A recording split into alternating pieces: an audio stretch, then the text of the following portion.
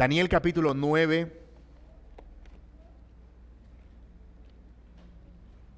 Ya está grabando.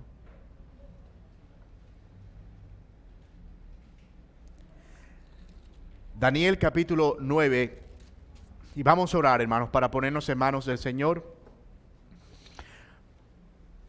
en este tiempo. Padre, gracias por permitirnos cantar como hemos cantado. El llamado de alabar al gran Rey, que no ha sido por nosotros, sino tu gracia en nosotros, que vivimos por fe y no por vista. Y gracias por permitirnos cantar el deseo que hay en nuestros corazones de que tu reino venga y de que tú lo establezcas en esta tierra perpetuamente. Señor, y ahora queremos orar para que tu palabra nos guíe, que tu palabra, Señor, nos alimente y que ella sea para nosotros lo que tú has preparado para el cuidado de nuestras almas. Quiero pedirte, Señor, que tu palabra corra y sea glorificada y que nos permitas ver en el libro de Daniel el gran valor que tiene tu palabra, la bendición de poder orar, pero también la esperanza que nosotros tenemos de que nuestro futuro está en tus manos, nuestro futuro como tu pueblo. Así que te pedimos estas cosas, Señor, para que por tu Espíritu Santo nos permitas estar en quietud y con un espíritu presto para poder recibir tu verdad. Y no solo alimentar nuestras mentes de conocimiento, sino que nuestro corazón sea lleno también de tu verdad. Te damos gracias y oramos en el nombre de Cristo Jesús. Amén. Hemos llegado al penúltimo sermón de la serie de Daniel. Si Dios lo permite, el próximo domingo estaremos viendo capítulos 10, 11 y 12 en lo que será nuestro último sermón de esta preciosa serie de Daniel. Yo tengo un eslogan después de esta serie, no sé usted. Dios gobierna. ¿Sí? Pase lo que pase, Dios gobierna. ¿Alguna vez tú has enfrentado momentos de frustración o de incertidumbre? No tienen que responderme levantando la mano. ¿Te ha preocupado en algún momento no tener certeza de cómo se va a desarrollar o se van a desarrollar los eventos futuros, cercanos o lejanos? Yo estoy seguro que si tú eres un ser humano, la respuesta a estas dos preguntas es sí. ¿Alguna vez te has frustrado o alguna vez te has preocupado? El problema como creyentes no es que no tengamos que enfrentar esas cosas o que tengamos que enfrentarlas. En realidad son casi que parte del curso natural de la vida. El problema como creyentes o el desafío como creyentes es cómo nosotros vamos a responder a ellas. ¿Cómo vamos a responder cuando la incertidumbre y cuando la frustración por no saber lo que va a pasar nos abrume? Daniel está enfrentando al final del capítulo 8 justo ese mismo conflicto. Si ustedes lo recuerdan, terminamos en el versículo 17 con un Daniel diciendo: yo, Daniel, quedé quebrantado y estuve enfermo algunos días, y cuando convalecí, atendí los negocios del rey, pero estaba espantado a causa de la visión y no la entendía. Note todo lo que estaba pasando en Daniel a causa de toda esa cantidad de información que estaba recibiendo que iba a pasar con su pueblo. Daniel se angustia, y su angustia era incluso una que le llevó hasta la enfermedad física. Sí, estaba tan angustiado y tan preocupado por lo que iba a pasar con la nación de Israel que llegó a enfermarse físicamente. Él estaba viendo en visiones el futuro de las naciones paganas, pero luego en un momento empezó a ver que esas naciones paganas iban a terminar afectando al pueblo de Dios, y él empieza a preocuparse por qué iba a suceder y cómo se iba a desarrollar el transcurso de la historia, especialmente en lo que estaba relacionado con la nación, como dije, de Israel, con el templo, con la ciudad santa. Lo que veremos en adelante es la manera en la que Daniel enfrentó esa incertidumbre, cómo acudió a Dios en oración y la respuesta que él recibió de parte de Dios. ¿Qué fue lo que Dios le dijo a Daniel en respuesta a la oración de preocupación que él estaba haciendo? De eso se trata el capítulo 9. Así que nuestro texto lo veremos a la luz de los siguientes puntos. Número 1, la certeza en la palabra de Dios. Versículos 1 al 3. Segundo encabezado, arrepentimiento en la oración, versículos del 4 al 19. Y el tercer punto, esperanza en la visión, versículos del 20 al 27. Certeza en la palabra, arrepentimiento en la oración, esperanza en la visión. Me refiero a la visión del futuro que Dios le estaría mostrando a Daniel. Noten lo que dice el versículo 1 de nuestro libro de Daniel, en el capítulo 9. En el año primero de Darío, hijo de Asuero, en la nación de los Medos, o de la nación de los Medos, que vino a ser rey sobre el reino de los caldeos, en el año primero de su reinado, yo, Daniel, miré atentamente en los libros el número de los años de que habló Jehová al profeta Jeremías, que habían de cumplirse las desolaciones de Jerusalén en 70 años, y volví mi rostro a Dios el Señor, buscándole en oración y ruego, en ayuno, cilicio y ceniza. Han pasado algunos años desde la última visión de Daniel. Recuerden que la última visión él la tuvo en los días de Belsasar, que fue quien siguió a Nabucodonosor. Pero aquí ya Belsasar no está, quien está ahora es Darío, quien fue quien conquistaría con el poderío de los medos y los persas el imperio babilónico. Y este hombre, Darío, recordemos ustedes, tuvo una relación bien especial con Daniel. Ahí lo vemos en el capítulo 6. Daniel estuvo con una relación muy cercana con Darío. Pero es en ese tiempo en el que, apesadumbrado por no saber lo que sería del futuro de la nación de Israel, Daniel se refugia en las escrituras, en las cosas que allí estaban dichas ya y que eran ciertísimas. Y por eso toma nombre nuestro primer encabezado, ¿no? Certeza en la esperanza, porque en la palabra, porque él estaba en ese momento acudiendo a lo que él conocía que debía suceder, a la palabra de Dios. Y él se encuentra leyendo específicamente el libro del profeta Jeremías en el capítulo 25, 11 y 12. Sin embargo, hay que aclarar, Daniel no tenía la división por capítulos y versículos. Eran rollos con escritos del profeta, y él se encuentra leyendo al profeta Jeremías, supongo yo, todos los escritos del profeta Jeremías, hasta que llega a esta parte que nosotros tenemos en el capítulo 25. Daniel, leyendo la Biblia, dice: toda esta tierra, 25:11 de Jeremías, toda esta tierra será puesta en ruinas y en espanto, y servirán estas naciones al rey de Babilonia 70 años, y cuando se han cumplido los 70 años castigaré al rey de Babilonia y aquella nación por su maldad, ha dicho Jehová, y a la tierra de los caldeos, y la convertiré en desierto por siempre. Así que quiero que te pongas en el lugar de Daniel. Él está preocupado, y en medio de la preocupación Daniel hace lo que todo cristiano hace: leer la Biblia.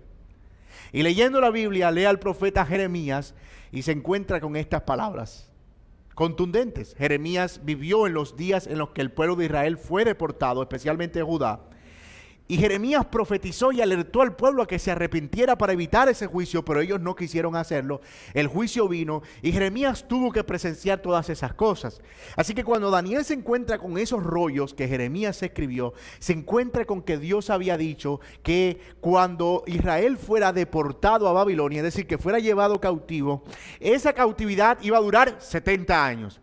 Pero además de eso, también dice que el reino de Babilonia iba a ser quitado y se iba a convertir en un desierto por siempre. Ahora, esos años 70, Daniel se alarma porque dice: eso está aquí. Ya eso se va a cumplir. Y yo veo ya que el reino de Babilonia ha perdido su poderío, porque ya no era Nabucodonosor el rey. Y él se manda las manos a la cabeza y dice: ¿y ahora? O sea, 70 años se cumplen, la nación es destruida, ¿y qué va a pasar de ahora en adelante? Ahora, cuando Daniel entiende eso, Daniel, dice el texto, que se postró llorando, en ayuno, en ruego y en ceniza, en una súplica permanente. Sin embargo, no era solamente a causa de esa visión que Jeremías había anunciado y que se estaba cumpliendo en sus días, sino a causa de todo lo que él estaba leyendo de por qué el pueblo de Israel había sido deportado. Porque él se encuentra que ellos habían abandonado el pacto, que habían violado la ley de Dios, que habían desobedecido a Dios, que habían adorado a otros dioses, que se habían apartado del Señor. Y se encuentra también con que Dios había advertido en Deuteronomio 28, 32, capítulos 28 al 32, pasajes que Daniel conocía por ser un judío, que todo aquel que se apartara tenía que experimentar todos los juicios que vendrían. Te pondré por cola y no por cabeza. Tú tendrás que pedir prestado, pero tú no prestarás a nadie. Ustedes serán perseguidos y serán desterrados de la tierra. Sus hijos tendrán que crecer en una tierra desconocida. Y Daniel empieza a sentir una angustia, porque él entendía que todo eso que ellos estaban padeciendo era a causa de su desobediencia y de su extravío.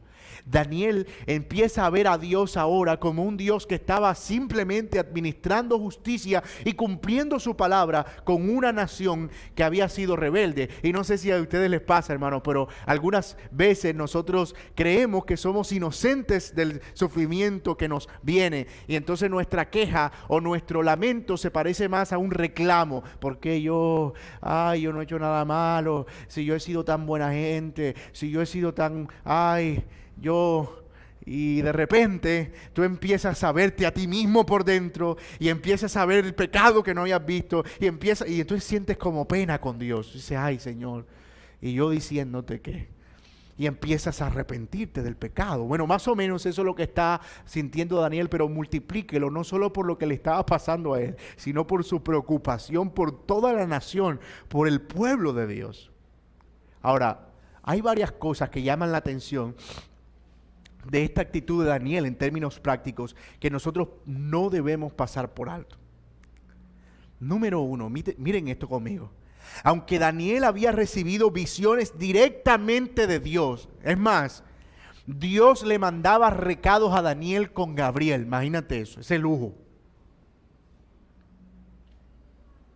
Aunque tenía experiencias extraordinarias que ninguno de nosotros ha tenido aquí, muy seguramente, sin embargo, Daniel entendía que sus experiencias no estaban por encima del testimonio de la palabra de Dios, de lo que ya Dios había dicho por medio de los profetas. Hermanos, Daniel, cuando tuvo angustia, corrió a la certeza que ya conocía y que estaba en las Escrituras. Daniel abrazó la Biblia porque entendía que por muchas experiencias que él tuviera, la Biblia, en ese momento, los libros, la palabra de Dios, seguía siendo la palabra de Dios. No hay nada más provechoso para un creyente que correr a la palabra de Dios en tiempos de calamidad y de angustia. En ocasiones, cuando estamos en calamidades y angustias, todo lo que hacemos es lo contrario. Ay, no me da ganas de leer la Biblia. No tengo fuerzas. Pero precisamente, y eso se convierte en una paradoja, no tienes fuerzas porque no tienes una fuente de fuerzas, ni de ánimo, ni de aliento. Porque no has ido a la palabra de Dios, sino vas a la palabra de Dios porque dice que no tienes fuerzas. Pero mis amados, separados del Señor, nosotros nada podemos hacer. El Señor dijo, si ustedes permanecen en mí y mis palabras permanecen en vosotros, pidan lo que quieran y os será hecho. Hay un sentido, hermanos, de relación y comunión estrecha cuando nosotros tenemos una cercanía con la palabra de Dios en momentos de angustia.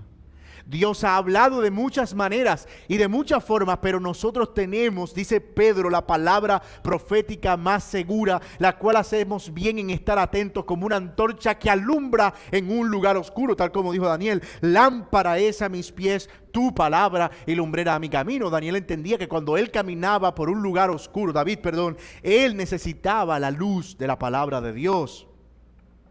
Mis hermanos, la Biblia no puede ser quebrantada, ni puede ser pasada por encima por absolutamente nada, ni por los sueños, ni por las visiones, ni por las revelaciones, ni por ninguna otra experiencia que nosotros podamos tener aquí. Nada está por encima del testimonio inquebrantable de la palabra de Dios. Y lamentablemente nosotros estamos llenos de púlpitos que hablan el nombre de Dios, pero sus palabras no tienen nada que ver con las Escrituras. Y como les decía hace un momento, a veces se exponen En alguna ocasión vi a un hombre hablar desde el púlpito sobre el himno nacional de la República de Colombia. Su predicación fue una exégesis del himno nacional. Y eso es lo que nosotros vemos. Pero mis hermanos, ese es nuestro tesoro, la palabra de Dios. Si nosotros somos verdaderos creyentes, la palabra de Dios es nuestro mayor tesoro y nadie puede quebrantarla. Nada está por encima de la palabra de Dios, absolutamente nada. Ni siquiera los hombres, ni siquiera la autoridad de los pastores. De hecho, la autoridad de los pastores es una autoridad amparada en la palabra de Dios. Y en el momento en que un pastor empieza a salir de la palabra de Dios, él no tiene ninguna fuente de autoridad. Porque la autoridad de quien habla, la autoridad de alguien que ha sido puesto para pastorear la grey del Señor, es una autoridad que está amparada en las Escrituras y solo en las Escrituras. Otra cosa interesante, no es solo el respeto y la devoción que Daniel tiene por la palabra de Dios, sino la forma en que esas verdades lo condujeron a él, a la oración, al ayuno y a la devoción. Ciertamente, mis hermanos, el propósito de la Biblia no es solo cargarnos a nosotros de conocimiento. A veces vamos a la Biblia como si fuéramos, ¿verdad?, personas que están en búsqueda de una sabiduría superior para mostrarnos como personas que tienen mayor conocimiento que otras.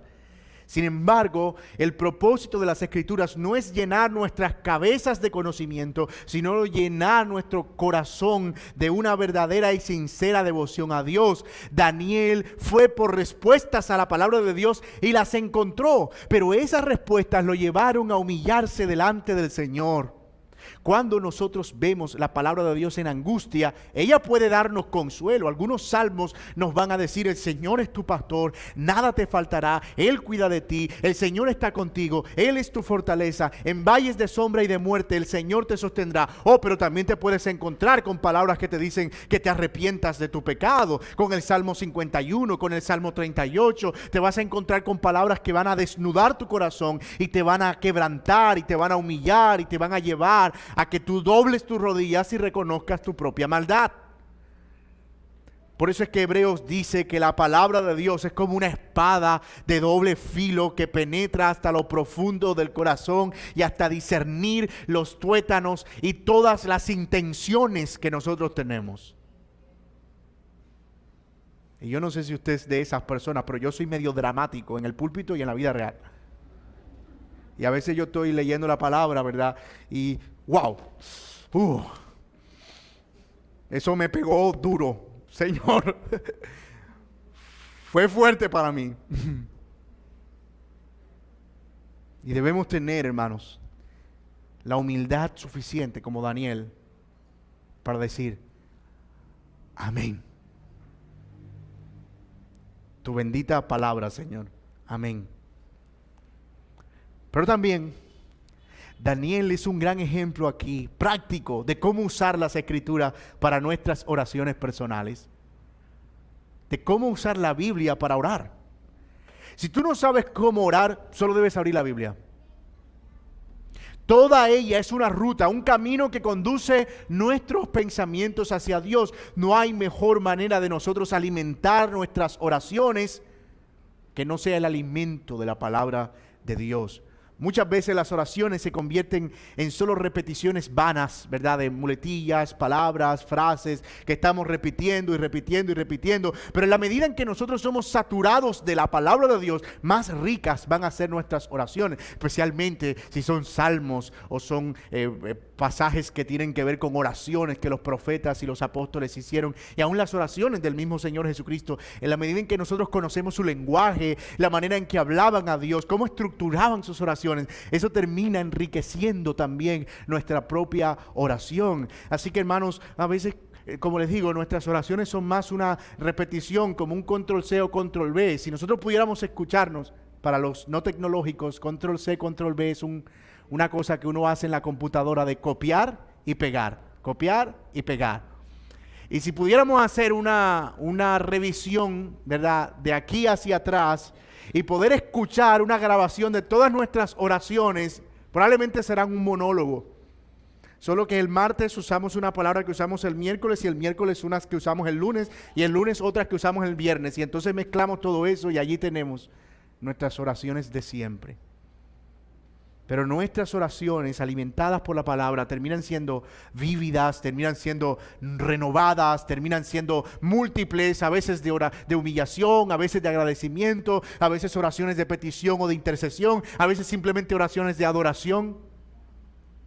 Y todo eso proviene de la palabra de Dios. Así que quieres oraciones ricas como Daniel, satúrate de la palabra de Dios. Es que lo primero que Daniel hace al encontrarse en este momento de angustia es ir a la infalible, inquebrantable, inerrante y toda plena, soberana palabra de Dios, para luego ser conducido por esa palabra a la oración por arrepentimiento. Ahora, ¿cómo se ve esa oración de Daniel? ¿Por qué y cómo es que él ora? Y eso es lo que nos lleva a nuestro segundo punto, arrepentimiento en la oración. Están conmigo ahí, Daniel capítulo 9, miren el versículo 5. Bueno, desde el 4 en adelante. Y oré a mi Dios e hice confesión diciendo, 2 puntos.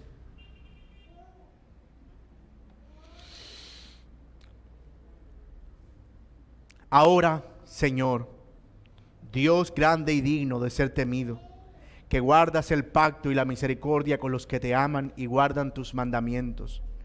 Hemos pecado, hemos cometido iniquidad, hemos hecho impíamente, hemos sido rebeldes y nos hemos apartado de tus mandamientos y de tus ordenanzas. No hemos obedecido a tus siervos, los profetas, que en tu nombre hablaron a nuestros reyes, a nuestros príncipes, a nuestros padres y a todo el pueblo de la tierra.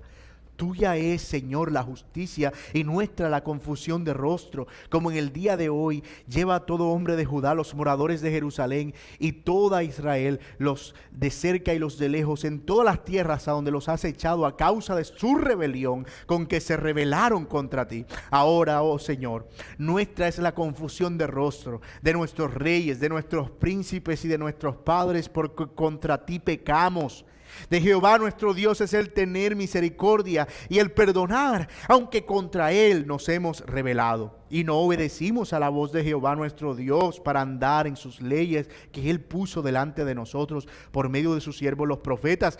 Todo Israel traspasó tu ley, apartándose para no obedecer tu voz, por lo cual ha caído sobre nosotros la maldición y el juramento que está escrito en la ley de Moisés. Esto es Deuteronomios del 28 al 32. Siervo de Dios, porque contra Él pecamos. Y Él ha cumplido la palabra que habló contra nosotros y contra nuestros jefes. Nos gobernaron y trajeron sobre nosotros tan grande mal, pues nunca fue hecho debajo del cielo nada semejante a lo que se ha hecho contra Jerusalén, conforme está escrito en la ley de Moisés. Todo este mal vino por nosotros y no hemos implorado el favor de Jehová. Perdón, hermano, debo hacer la pausa. Me encanta como Daniel dice, como está escrito, como está escrito, como está escrito. Él está orando. Pero él está diciendo como está escrito, como está escrito, como está escrito. Una y otra vez. ¡Wow!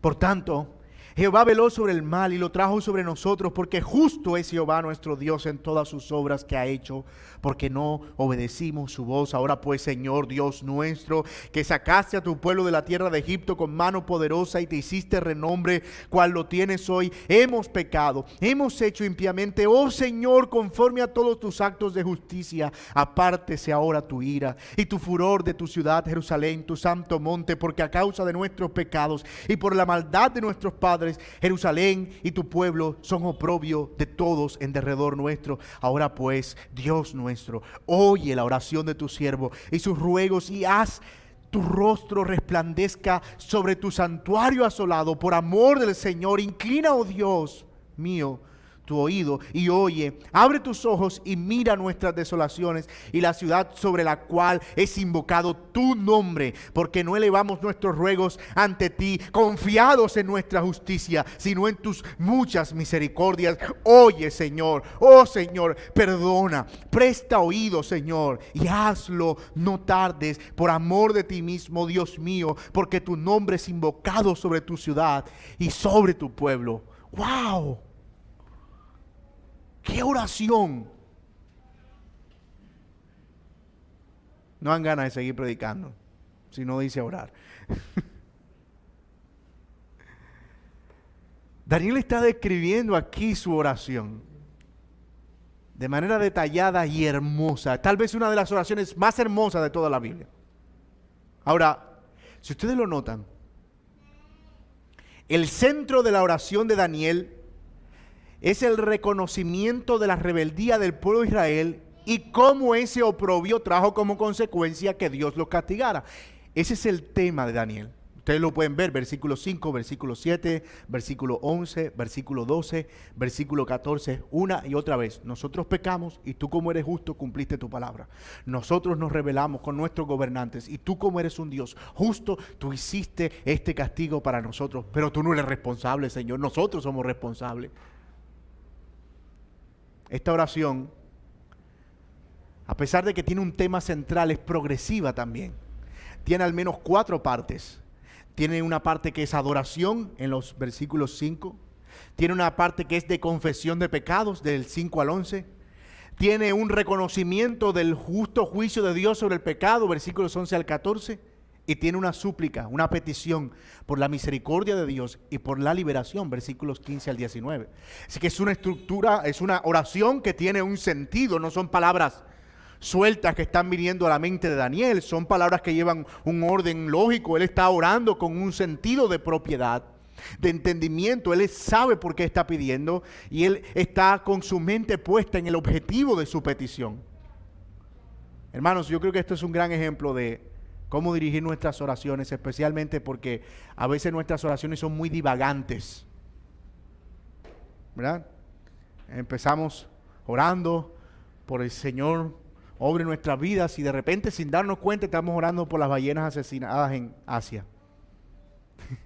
No estoy diciendo que las dos cosas no tengan relación, ¿verdad? Pero como que la mente salta y vuela y entonces queremos hacer un viaje a París y terminamos orando por las aerolíneas y todo ese tema. Así que no estoy diciendo que nosotros tengamos ahora que sentarnos y hacer un bosquejo con 3 encabezados de nuestras oraciones y luego sentarnos a desarrollar el bosquejo. Por supuesto que no. Pero eso muestra que la oración es un ejercicio consciente y racional, lógico, amparado en una verdad, alimentado por una necesidad y dirigido a un Dios que está escuchando nuestros ruegos en fe y en devoción. Ahora, esta oración es lo que nosotros llamamos una oración centrada en Dios, completamente.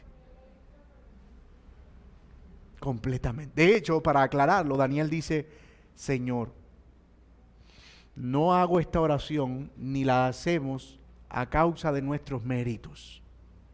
No porque merezcamos que tú nos respondas. La hacemos porque sabemos que tú eres misericordioso. Dios es el centro de esta oración de Daniel. Ahora, hermanos, una oración que continuamente mira al cielo, pero que al mismo tiempo mira a nuestra humanidad, es exactamente lo que el Señor Jesús nos enseñó.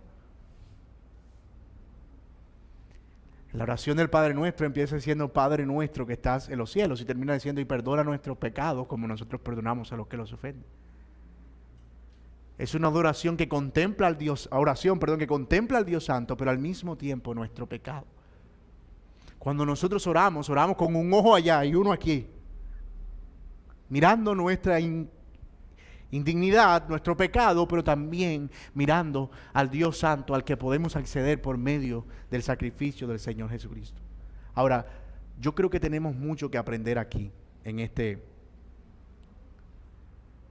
esta oración de Daniel.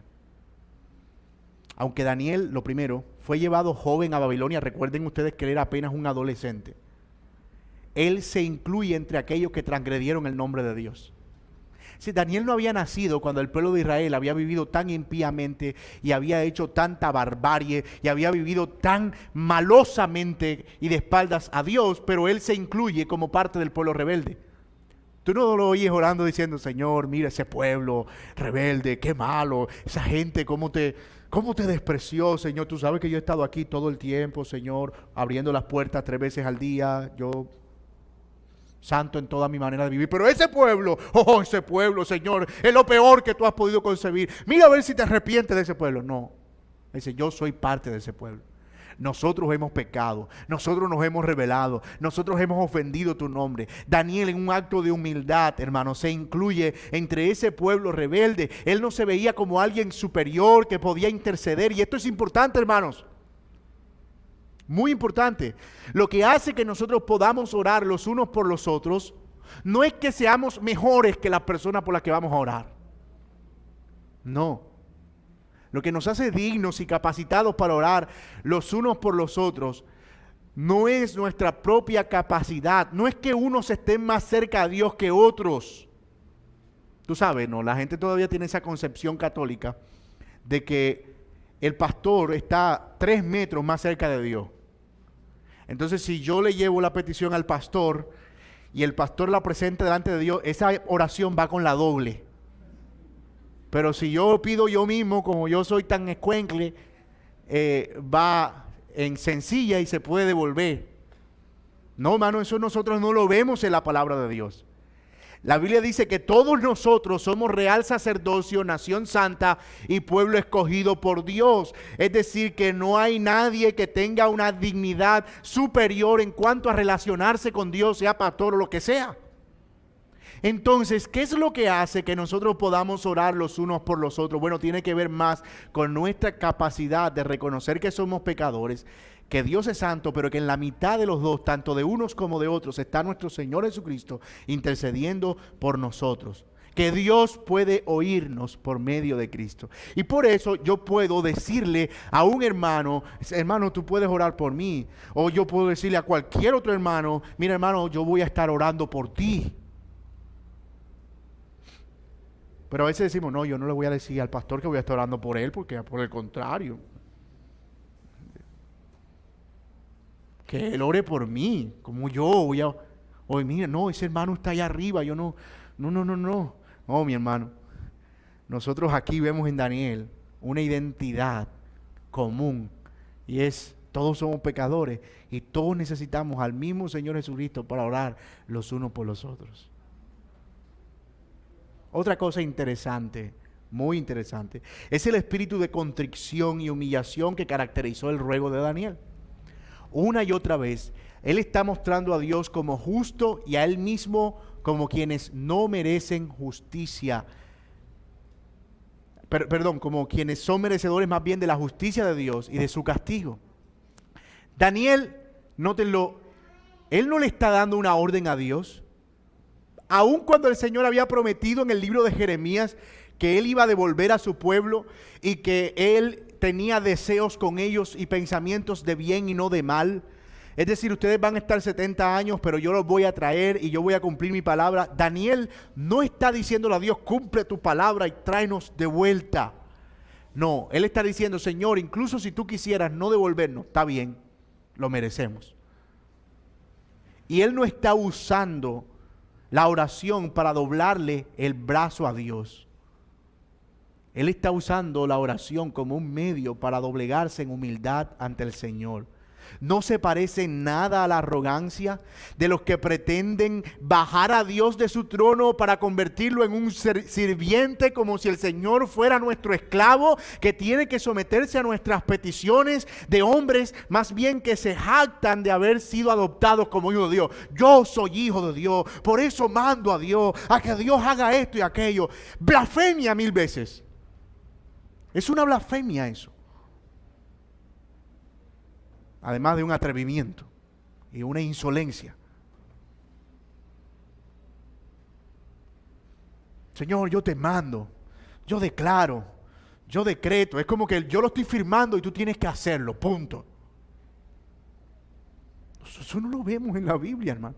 Ni siquiera Jesús oró así. ¿Has visto tú el atrevimiento y la falta de respeto? Que ni siquiera Jesús usó esas palabras para dirigirse a Dios. que algunas vienen con amenaza incluida, y no aceptamos un no por respuesta. O sea, ¿qué? Si dice que no, ¿qué vas a hacerle a Dios?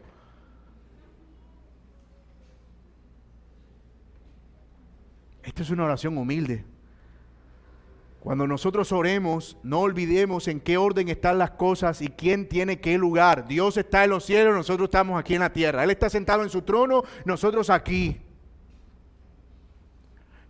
Como dirían los jóvenes de hoy, o sea, nosotros. Ubícate. Toma tu lugar.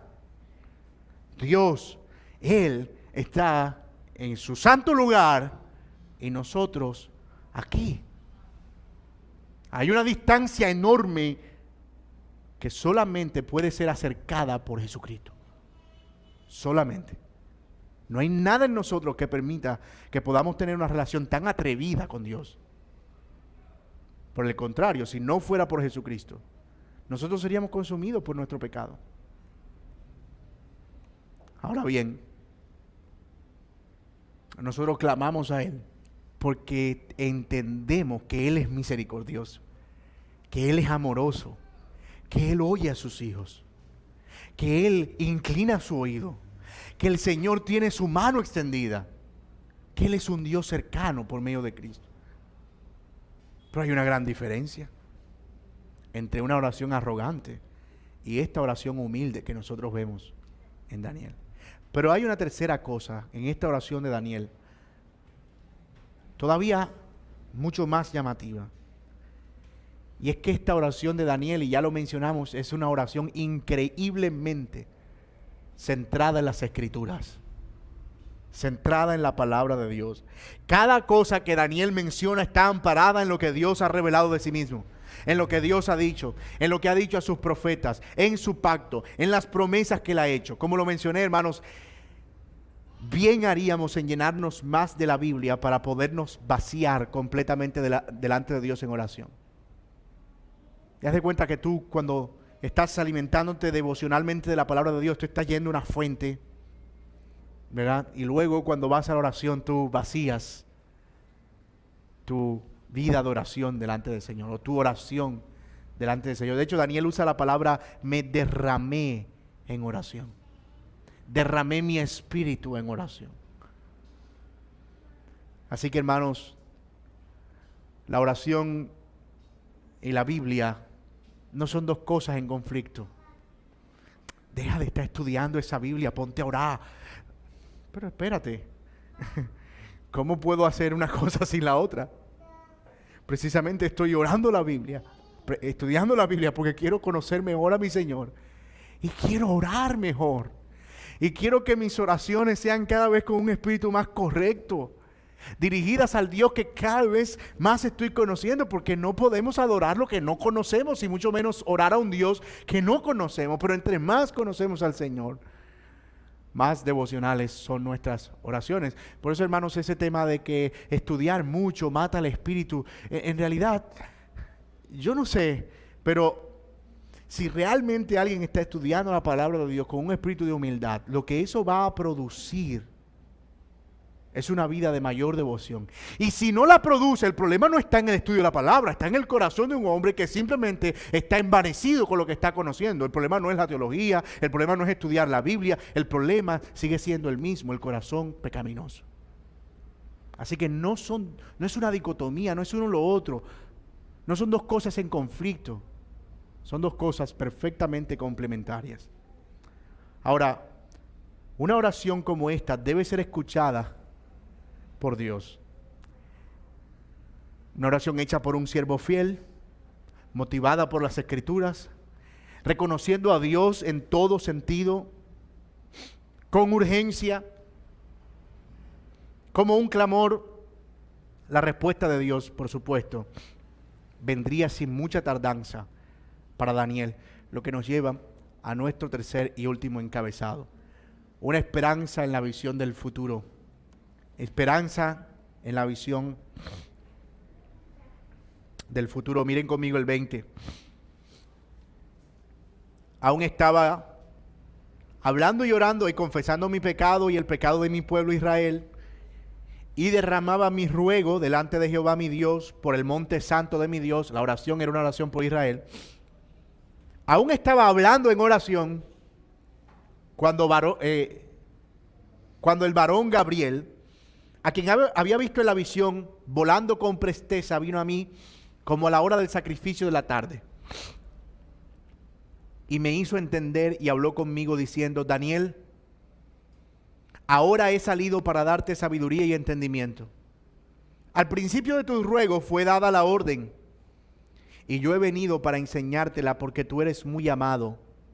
Entiende pues la orden y entiende la visión. La oración de Daniel no iba a quedar sin respuesta, mis hermanos.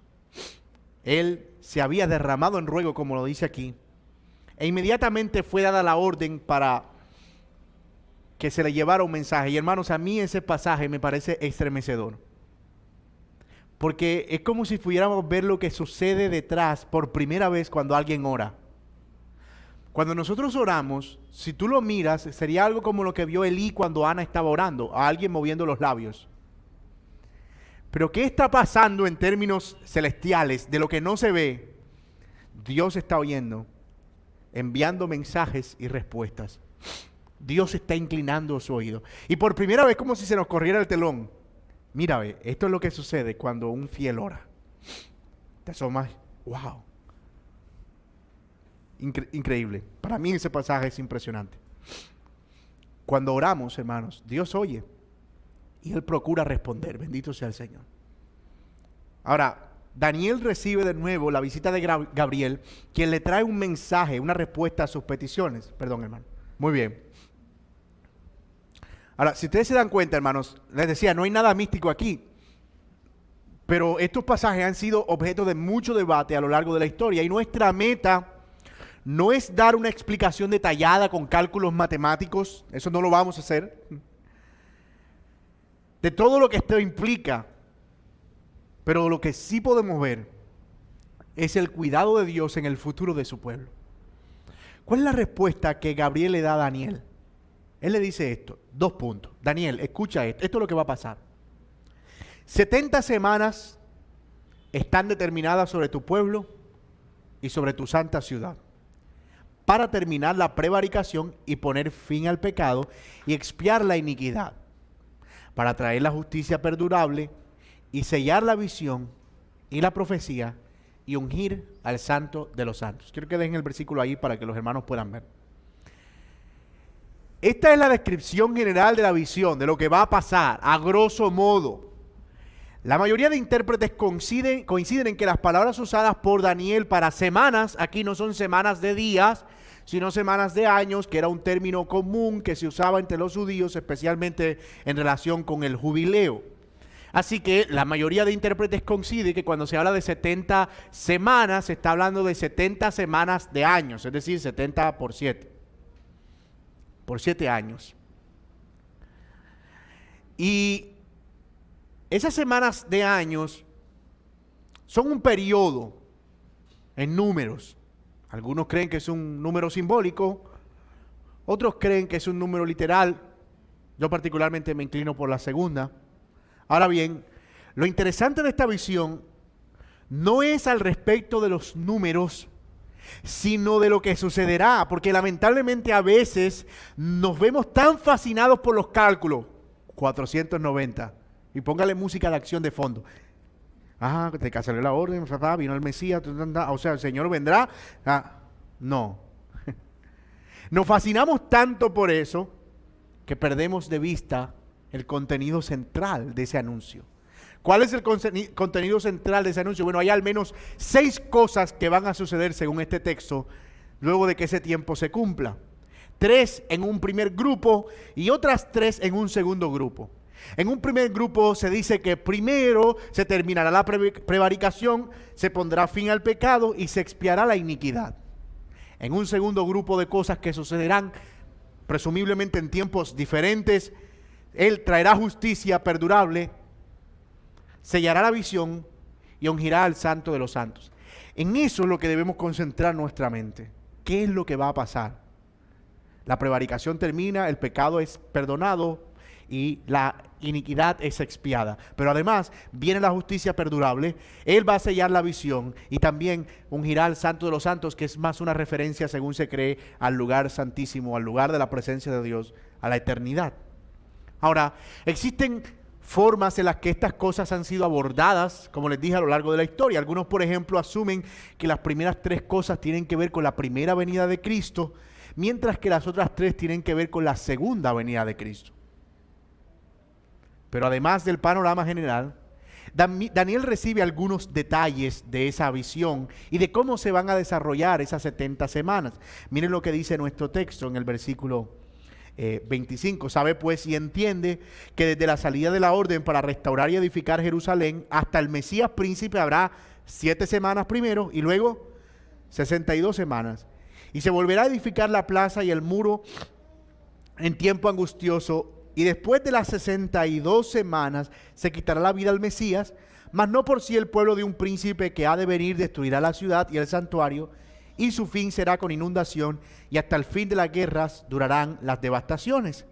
Y por otra semana, que sería la última semana, confirmará el pacto con muchos, y a la mitad de la semana hará cesar el sacrificio y la ofrenda, y después con la muchedumbre de las abominaciones vendrá el desolador, hasta que venga la consumación, y lo que está determinado se derrame sobre el desolador. Como les dije, estos pasajes han sido objeto de debate, sobre todo acerca de cuándo comienza y cuándo termina cada periodo. Algunos creen que, por ejemplo, esos periodos o esas semanas 70 comienzan con la orden para restaurar Jerusalén. Pero hay diferencias de interpretación, porque algunos dicen, bueno, se dieron 3 órdenes para restaurar Jerusalén. Una en los días de Ciro, otra en los días de Darío y otra en los días de Jerjes o Artajerjes, quien enviaría a Nehemías. Entonces, ¿cuál de esas 3 son las que debemos asumir? Curiosamente, cada una de esas 3 lleva a tiempos distintos, porque una coincide con la entrada triunfal en Jerusalén, la otra coincide con la muerte del Señor Jesucristo en la cruz y la otra coincide con el inicio de su ministerio. Entonces hay diversidades de enfoques, ¿verdad? Lo que está claro es que esta profecía anuncia que iba a venir un Mesías que iba a acabar con el desolador. Ahora, nosotros hemos seguido una línea interpretativa hasta ahora y hemos dicho que las visiones que Daniel ha visto, el cuerno pequeño, ¿se acuerdan? Y la bestia grande de la cual salía un cuerno, nosotros la hemos asociado a un personaje futuro que aparecería, que es la figura del anticristo. Así que nosotros podemos ver aquí, más o menos Daniel todavía esbozando que ese personaje aparecerá al final como un desolador que hará cesar el sacrificio o la adoración a Dios. Pablo dice, se sentará en el templo de Dios haciéndose pasar por Dios y será objeto de culto, pero nosotros sabemos que él será también destruido. Entonces, en resumen, y como quiera que sea, el punto principal de nuestro texto es este. Es cómo Dios revela a Daniel que todo lo que él ahora ve con angustia y dolor, al no saber lo que va a ocurrir en el futuro, tiene una respuesta. Y es esta. Al final, el Señor vendrá, el Mesías, y vencerá a sus enemigos. Ese Mesías del que se habla aquí es la piedra que destruye la estatua de Nabucodonosor en Daniel 2. Es el mismo que destruye aquella bestia que nadie podía controlar. Es el que pulveriza al cuerno pequeño que hablaba grandes cosas. Por fin Daniel lo identifica y dice, es un Mesías, es un ungido. Ese Mesías vendrá y vencerá a sus enemigos. Ese es el gran tema de Daniel de principio a fin. De nuevo, la piedra destruyendo la estatua. El príncipe que desmenuza a la bestia, el que destruye al cuerno pequeño que hablaba grandes cosas, el Mesías que acabará con el desolador y que libertará a su pueblo. Pero por favor, no perdamos de vista eso. Es el punto principal de nuestro texto. Si usted olvida todo lo que yo he dicho hasta ahora y puede recordar esto, está bien. Es como si Dios estuviera diciendo, Daniel, no te angusties acerca del futuro. Todo lo que Israel vive ahora es a causa de su pecado, pero yo ciertamente enviaré a un libertador que perdonará su pecado, quitará la iniquidad y establecerá un reino de justicia que nunca será conmovido. Eso es lo que nos interesa. Eso es lo que Dios está diciendo. Ahora, pudiéramos quedarnos aquí semanas, tal vez 70 semanas, tratando de encontrar números y buscando cosas. Pero mis hermanos, no podemos perder de vista esta esperanza. Nosotros tenemos una certeza todavía mucho más grande que Daniel, porque nosotros hemos recibido al Mesías. Conocemos la identidad de ese Mesías. También hemos visto que ciertamente se cumplió, que el perdón de los pecados vino y que Él vino también para quitar la iniquidad. Así que no tenemos razón alguna para pensar que las otras cosas no se cumplirán, que Él establecerá el pacto y la justicia será perfecta y perpetua, que Él sellará la profecía, que el santo lugar será unido de nuevo para que allí pueda morar su pueblo. Él establecerá un reino eterno para nosotros. Mientras nosotros aquí en la tierra somos llamados a orar, que Él tenga misericordia, que su reino se extienda, que Él venga pronto. Somos llamados a anhelar con todo nuestro corazón que Él aparezca, como Daniel lo estaba pidiendo. Señor, habla, escucha, di algo. Esa debe ser nuestra oración. Ahora, hermanos, es curioso que Daniel capítulo 9 dedica 17 versículos a la oración del profeta arrepentido. Versículos del 4 al 20. Y solo 4 versículos a la profecía de las 70 semanas de Daniel. Versículos 24 al 27. Sin embargo, hay más gente sacando cuentas alegres que llorando por el retorno del Salvador. Ahora, este no es un capítulo para nuestra confusión, sino para nuestra esperanza. Es un pasaje para recordarnos que aunque el futuro se vea gris, el Señor triunfará. El Señor triunfará. Eso es lo que hemos dicho una y otra vez en Daniel. Una y otra vez el Señor triunfará. Así que mis amados, en tiempos de angustia, en tiempos de incertidumbre acerca del futuro, corramos a la palabra de Dios. Oremos con humilde arrepentimiento y confiemos en las promesas seguras acerca de nuestro futuro, que nada nos separará de su amor. El Mesías ha venido y establecerá su reino perpetuo. Esa es nuestra seguridad. Aleluya. Oramos. Señor, queremos darte gracias por tu palabra, tu preciosa palabra, inquebrantable palabra. Y gracias también, Señor, por este libro de Daniel. Gracias porque una vez más nos recuerda que el Mesías vendrá, que establecerá su reino, que quitará el pecado y la iniquidad, y Él triunfará sobre sus enemigos. Oh Dios, gracias, Señor, por darnos promesas seguras y eternas, para recordarnos que no debemos temer de este lado de la eternidad, sino que nuestro corazón debe estar seguro y confiado en todo aquello que el Señor ha traído para nuestro bien y ha prometido para nuestro bien. Señor, ayúdanos a atesorar tu palabra y a que podamos ser dotados cada vez más de ese espíritu humilde en nuestras oraciones, y que podamos abrazar la palabra como ese tesoro inquebrantable e inconmovible. Señor, ¿a quién más sino a ti, Señor, sea dada la gloria y la alabanza y la exaltación? Gracias, oh Dios, por asegurarnos en Cristo Jesús. Amén.